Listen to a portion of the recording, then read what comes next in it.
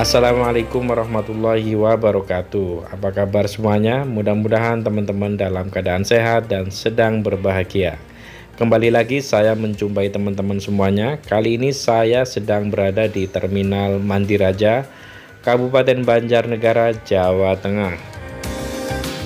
Kalian yang berdomisili di wilayah Banjarnegara pasti familiar dengan terminal yang satu ini. Terminal Mandiraja bukanlah terminal yang besar teman-teman, namun di terminal ini banyak sekali bus akap maupun bus AKDP yang singgah di terminal ini.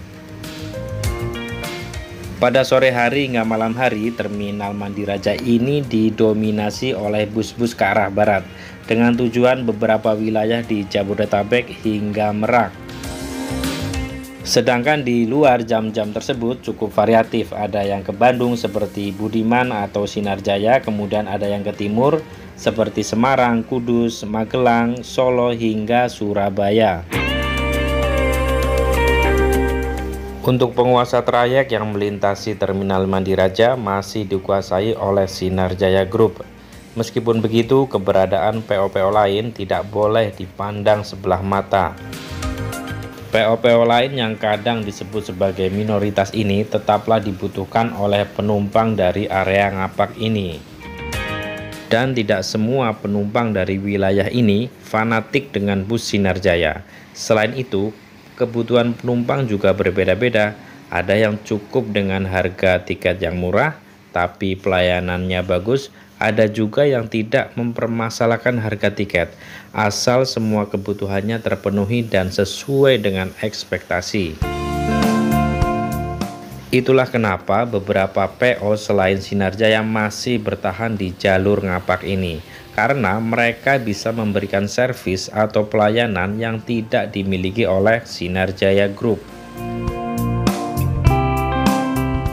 Contohnya saja untuk PO PPP atau Kupu-Kupu Ayu. Menurut saya kedua PO ini cukup berhasil ya membuka jalur di wilayah Banjarnegara dan Wonosobo.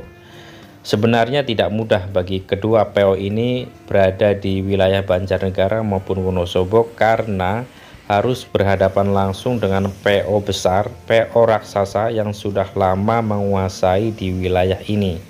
Tapi toh ternyata mereka berhasil ya mendapatkan penumpang dan ada saja penumpang yang menggunakan jasa mereka.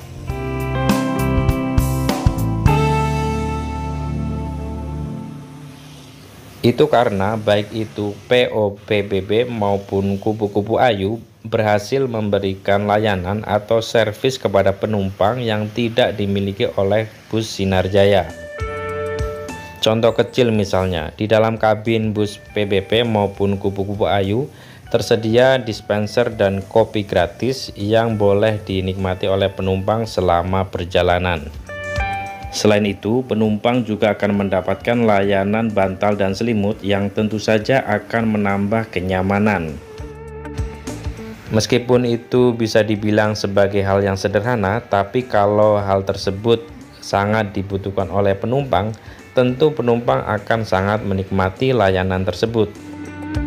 Jika penumpang tersebut merasa puas dan tadinya hanya coba-coba, maka selanjutnya dia siap menjadi pelanggan setia. Nah, satu lagi teman-teman, diakui atau tidak bahwa sebagian dari kita menyukai dengan kecepatan. Kita tahu bahwa bus Sinarjaya karena kebijakan manajemen yang membatasi kecepatannya pada limit tertentu cenderung membuat Sinarjaya terlihat lambat dan membosankan. Tidak heran bila Sinarjaya kerap menjadi bulan-bulanan oleh bus lain ketika di jalanan. Tentu saja hal ini sangat menjengkelkan ya buat kalian yang menyukai dengan bus banter dan nyalipan. Oleh karena itu, sebagian dari kita akan mencari alternatif bus lain yang memiliki determinasi tinggi ketika berlari. Baik teman-teman, itu tadi pengamatan saya kenapa bus selain Sinarjaya masih bisa bertahan di jalur Wonosobo dan Banjarnegara. Tentu saja persaingan antar PO di wilayah ini harus kita sikapi dengan sukacita. Karena bagaimanapun juga persaingan antar PO akan menguntungkan para penumpang.